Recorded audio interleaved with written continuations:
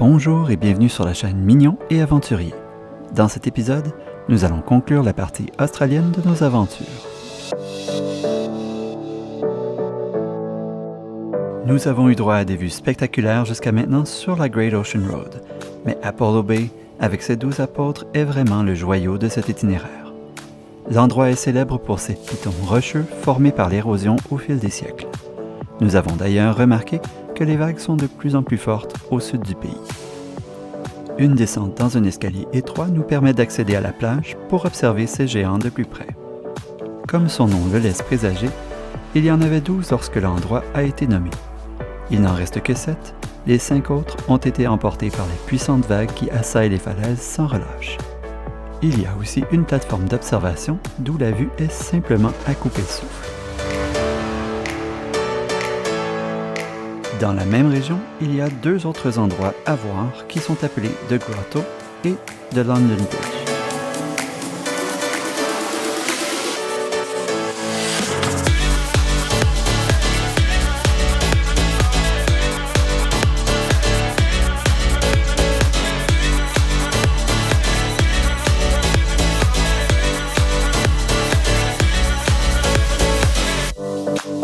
Nous avons même eu la chance d'assister à un coucher de soleil. Petit détour pour aller voir les Redwoods. Plantée en 1936, cette impressionnante forêt de séquoias californiens se démarque par ses arbres géants dont les troncs sont dénudés presque jusqu'au sommet. Il y règne un silence assez complet et on ne peut s'empêcher d'être émerveillé par cet endroit magique.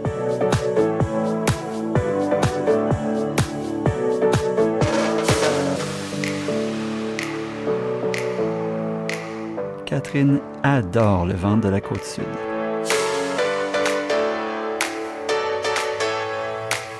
C'est ce même vent qui rend les vagues si propices au surf.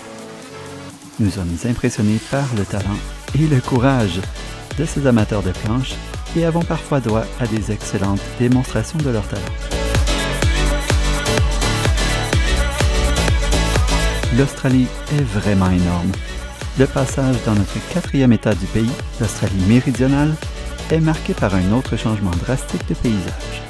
Cette fois-ci, nous passons de zones d'exploitation forestière à perte de vue, à des zones désertiques semi-arides, à des lacs hyper salés. En préparant ce grand voyage, nous avons pris soin de choisir des hébergements sur un grand éventail de niveaux de confort pour montrer aux garçons qu'ils sont privilégiés dans leur vie quotidienne. Nous avons donc inclus quelques auberges de jeunesse. Celle de Port Elliot était charmante. Nous avons aussi trouvé un magnifique coin de plage rocheuse pour admirer encore une fois la puissance et la majesté de l'océan.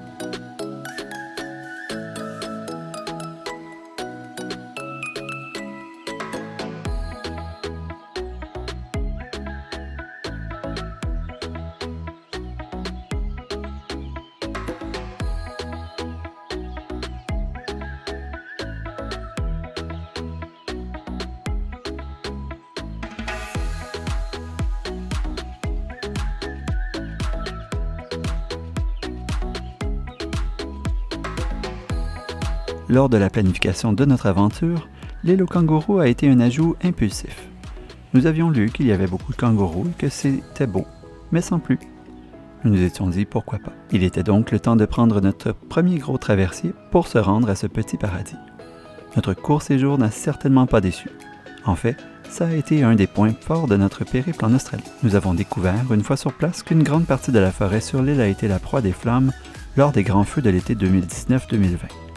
Les Australiens le surnomment d'ailleurs l'été noir. Près de 20% de toutes les forêts australiennes ainsi que 3 milliards d'animaux y ont péri. Il a donc été frappant de voir qu'une partie de l'île n'a que des arbres de petite taille par rapport à l'autre où on trouve des arbres matures. Malgré tout, la nature montre une résilience incroyable. À notre arrivée, nous avons été accueillis chaleureusement par notre hôte Brett et les garçons se sont fait un ami instantané, son chien Chase. A priori, la plage de Stokes Bay ressemble à plusieurs autres dans la région.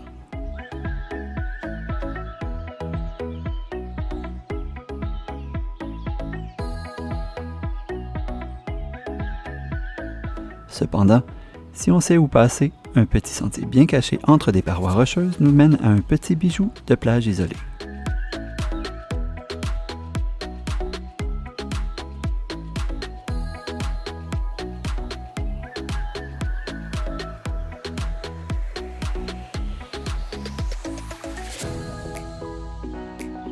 Certaines sections sont particulièrement étroites, ce qui crée parfois des bouchons de circulation.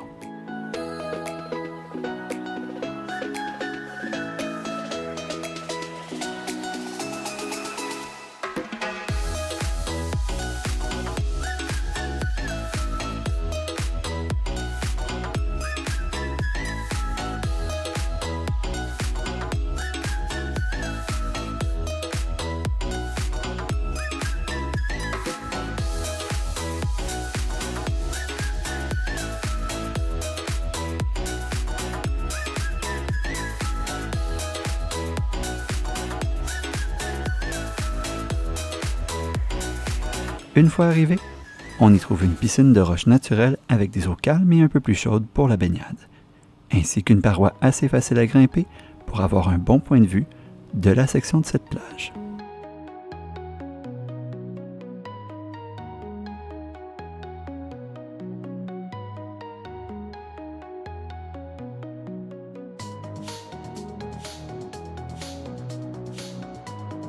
En se déplaçant un peu plus vers la pointe de l'île, on aperçoit une curieuse formation rocheuse appelée Remarkable Rocks.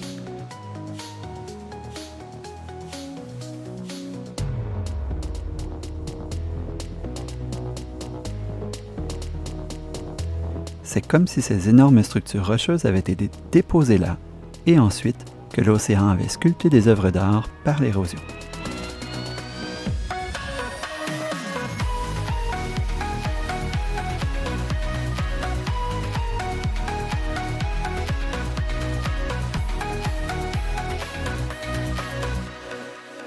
Enfin, à la toute pointe de l'île se trouve Admiral's Arch.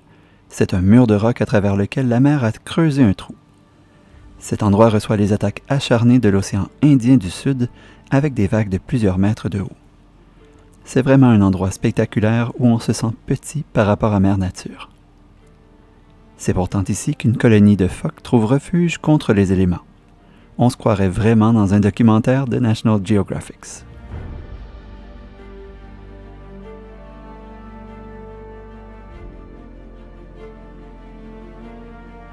Eric a particulièrement été marqué par l'endroit. Il ne pouvait s'empêcher de s'émerveiller et de s'exclamer « Wow !» plusieurs fois par minute. C'est vraiment l'un des points forts de son voyage jusqu'à maintenant.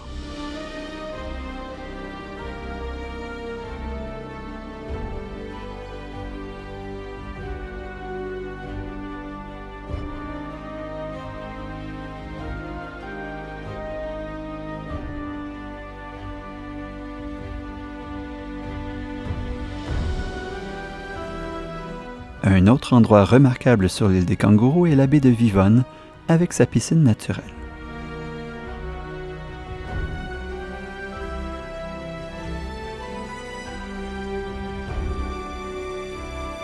Le son des vagues qui se fracassent juste de l'autre côté des rochers est parfois intimidant.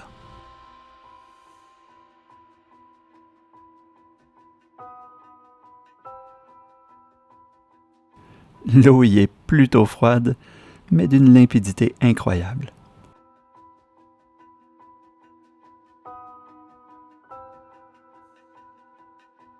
Dans une boutique sur la route, les garçons ont fait une rencontre bien spéciale avec un bébé kangourou, un Joey, qui a perdu sa mère dans un accident de la route. La propriétaire de la boutique a donc décidé de prendre soin du petit jusqu'à ce qu'il puisse survivre par lui-même. Le dernier arrêt de nos aventures Down Under était à Adelaide et correspondait avec la veille de Noël. Nous avons donc célébré dans un pub anglais encore plus british que ceux que nous avions vus en Angleterre. L'effet était vraiment réussi.